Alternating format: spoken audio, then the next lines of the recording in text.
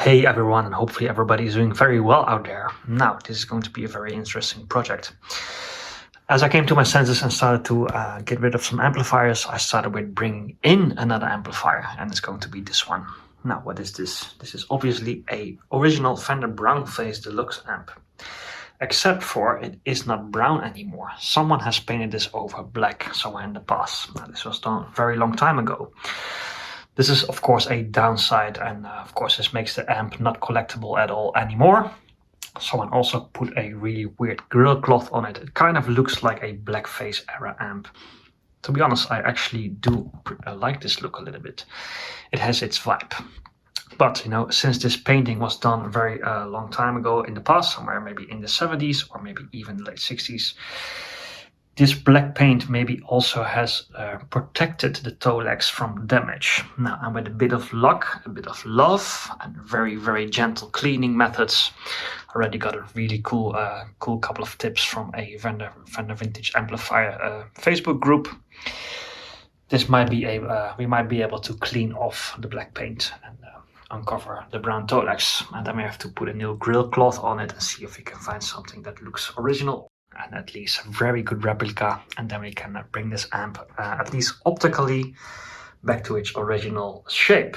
It was optically blackface in a way, but now we're going to try to correct that. Now, of course, this is going to be a little bit more of an extensive restoration project, so I'm going to try to do this in a couple of separate videos, so we can actually put the different phases of the restoration in separate videos. Now, this amplifier fires up. It works. It's very dusty and it has been recapped somewhere in the 70s, so those caps need to come out anyway to make this amp safe and reliable.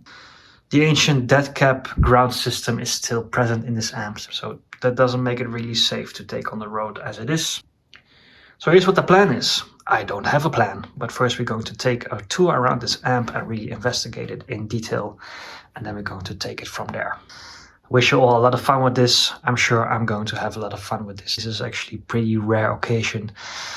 Yeah, and when I saw this amp on the marketplace, I knew I had to respond to this because I actually do have a replica of this amp, and I will show it to you later that you can see how it actually is supposed to look. And here it is. This is a self-built homebrew replica of the 6G3 Fender Deluxe amp, the Brownface Deluxe amp. The cabinet is not mine. The cabinet comes from a company called J.D. Newell in the US. They make beautiful replica cabinets that fit exactly the amp. And the faceplates come from, I think, Mojo amps or something. Back in the day, they would actually make those faceplates. With this, I don't think it's still allowed, or maybe sometimes copyright infringement comes along and then they have to change the faceplates. But I think it looks pretty beautiful. But this is the look of a Brownface Deluxe amp, so we have to try to convert this amp over here to more or less that look. It's going to be very exciting, so I wish you all a lot of fun with this. Yeah, let's just get into it. So this amplifier was built in 1963. That's actually the last year the Brownface Deluxes were made. They were made between 1961 and 1963 only. The patina on this thing is really amazing. So it has been pretty much, I mean, it's not untouched or something, but you can see on the screws, it hasn't been opened that much. At least has been done with care. Here's the handle. It has been used at least once, as you can see, but it is in a good shape. So it's very nice that we have this on the amp. Here's the other piece of hardware there. Then we go to the front of the faceplate. It's in a pretty good shape. It's very dirty. It looks black in a way, but I think it's actually brown. These faceplates somehow age in a way that it looks black. But it's very nice and original. So I'm very pleased to see this. Now all of the stuff is going to come off as we're going to do a very gentle and nice cleaning. And I'm pretty confident that it's going to clean up very well. I already did a little bit work with just a finger to see what's under there. And as you can see, I think that's going to turn out very nice.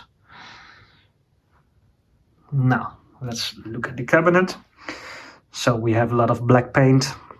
But as you can see, under there is the nice brown toe legs. And with a bit of luck, it's going to be in a good nick as well.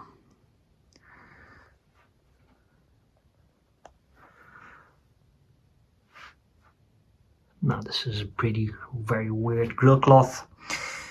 Kind of a blackfacey look, but it's not a blackface grill cloth. It's just something that comes from somewhere, gives it a bit of an original look. And don't mind, but it's not original, of course. Now, the faceplate has a little bit of a dent there. I don't know if you can see it. There it is. But hey, it's a 63.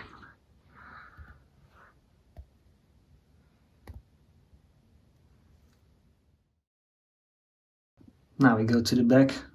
With this stuff I'm really pleased, because these old amps tend to be modified or something. Then you get this like modification holes for line out or headphone out or weird stuff that people do to these amps. But this one has, I mean, it seems to be unmolested. There's a serial right there. It reads D02831. And this is just very clean for its age.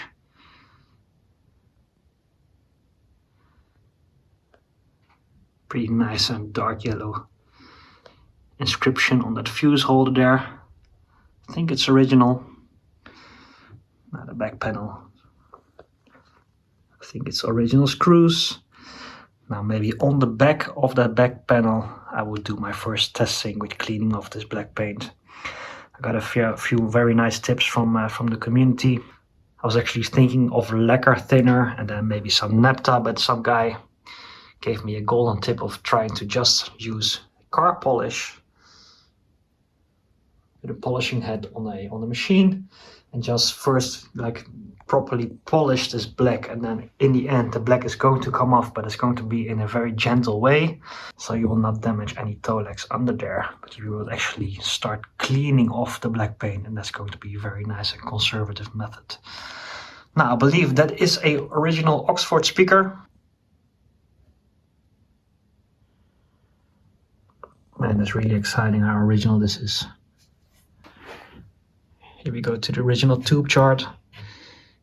It's a bit rough, but it's not bad.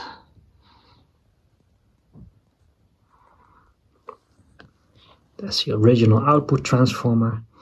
And I think this is the original power transformer. I have to do some double checking on that. Inside the amp you see some plastic wires, and I don't think that was common back in the day. Everything was supposed to be cloth wired, but it could also be that this was a later transformer to make it more suitable for European use without any power conversion. Here again, the screws. The screws are actually painted over as well. Yeah.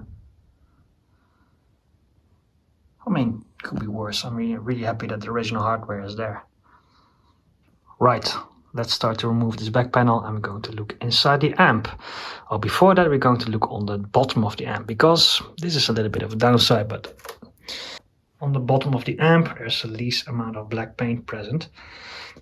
And there's a few holes there. I mean, that's a bit sorry. Maybe somebody tried to put wheels on this thing, or some different feet.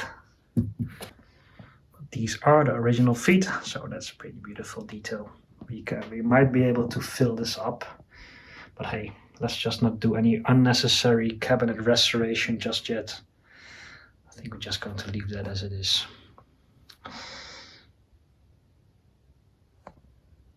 Yeah, it's going to be pretty interesting to see what tubes are still in this thing and what's under the doghouse cover, but we're going to recap it anyway, as this was probably done somewhere in the mid-70s. And this amp has been sitting dormant for 10 years, so it's not really fit as safe to rock and roll anyway.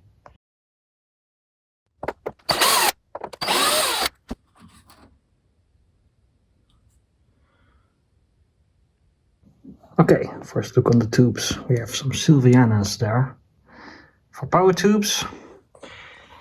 And the GC34, that's supposed to be in there, that's the rectifier by Philips. Man, it's really exciting how original this still is. Of course, the power cord has been replaced, which is a good thing because it's 3-prong. We're going to check on how the grounding actually is inside the amp, but yeah, I mean, other than that, it's a beautiful old cabinet. Really nice.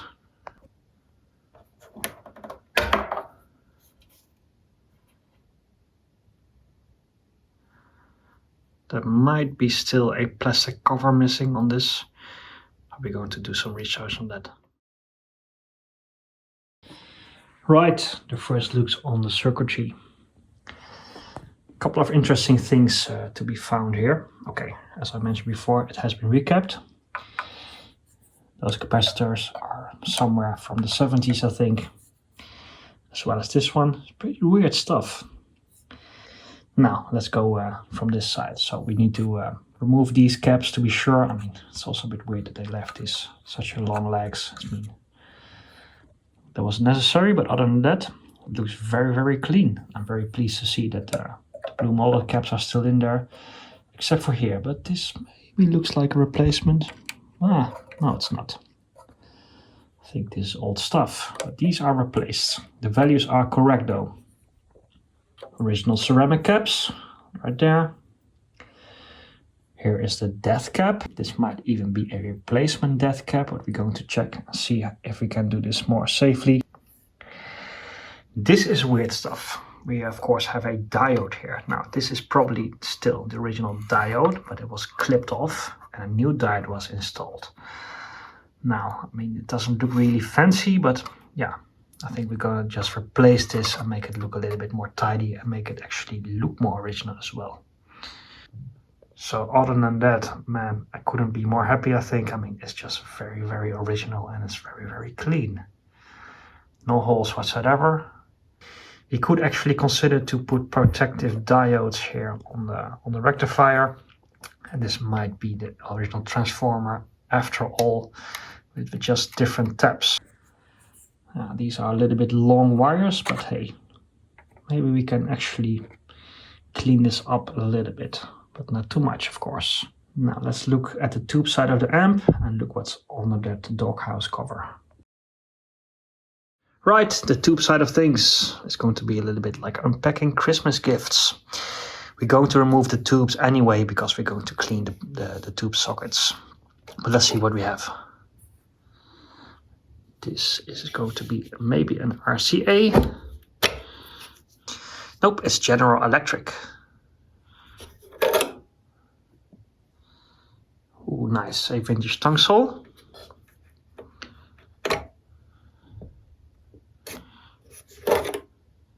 And another vintage tongue sole.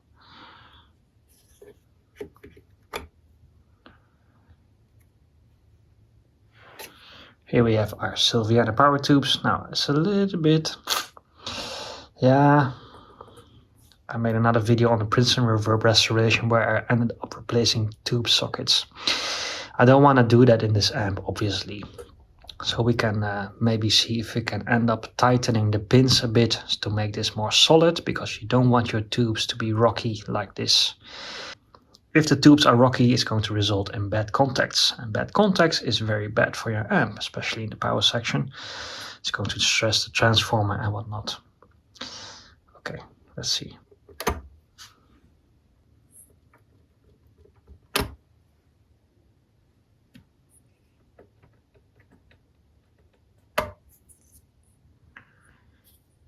Pretty nice old Philips GC34. Yeah, this doesn't get our beauty contest prize either. So we're going to definitely have to tidy up some stuff there as well. Okay, doghouse cover time.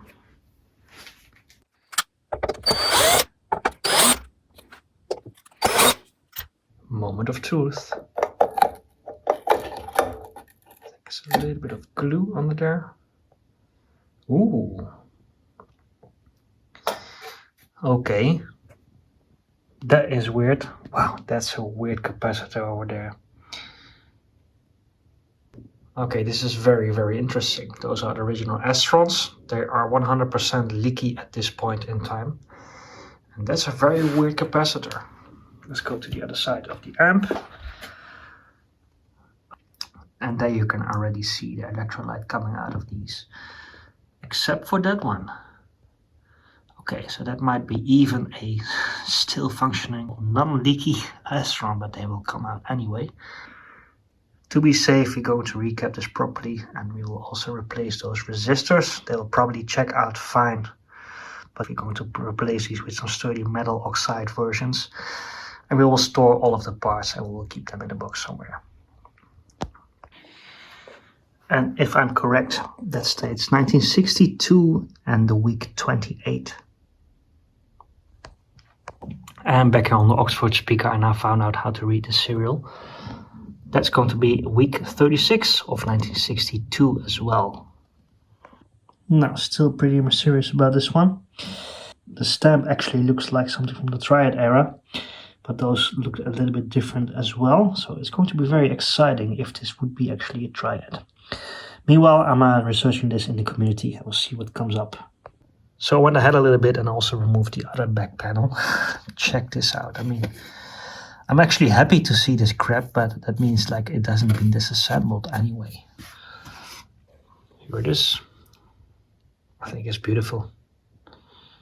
That's nice brown Tolex over there. There's no paint on this at all. Yeah, this would actually be the first part that I would actually perform a test on to see how we can remove the black paint. It's very exciting to see this stuff. Now, when the time comes that we can take this on the road and it's going to be safe, I don't want to stress this old Oxford speaker. So I'm going to remove it. I'm going to remove it anyway to work on the cabinet. But I'm going to probably replace this with a blue Alnico, which in my humble opinion is the most beautiful guitar speaker so far still, especially for these little combos. But yeah, I'm going to remove the speaker now and see if it has any repairs or damage and how it is actually.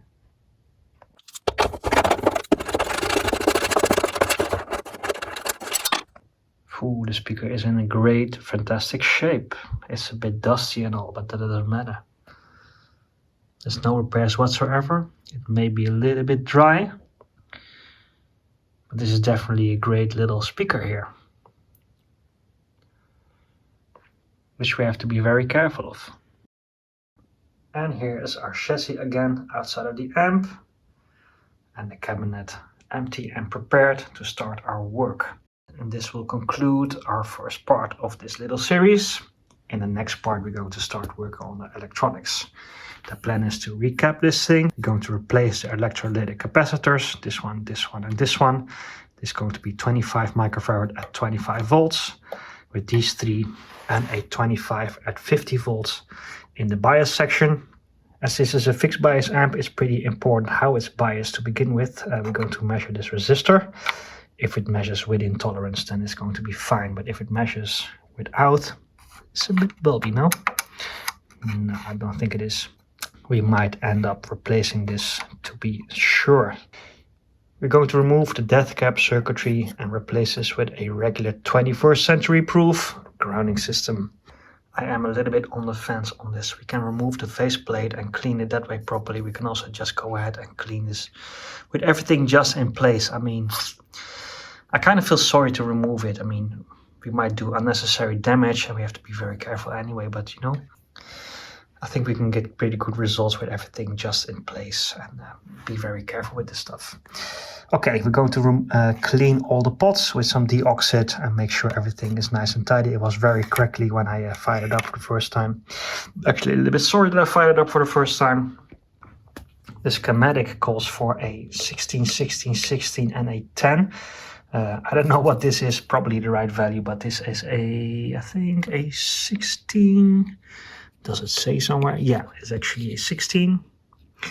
So this probably is a 16 as well. So we have a 16, 16, 16, and this is an 8. It's pretty weird that this 8 is physically larger than this one. Anyway, it's going to be 22, 22, 22, and a 15. That's what I found from the F&T brand, which is like proper stuff. We're going to clean the tube sockets, and we're going to see if we can slightly tighten the pins on these to make sure we have a tight connection there and the tubes are not going to be rocky anymore. Yeah, to tidy this up, maybe we have to place a little grommet here to make it nice. Now, with a bit of luck, that is pretty much all that we have to do electronic wise. Of course, when the amp is going to be fired up, we're going to measure if there's any leakage on the audio capacitors, and hopefully we don't have to replace any of these.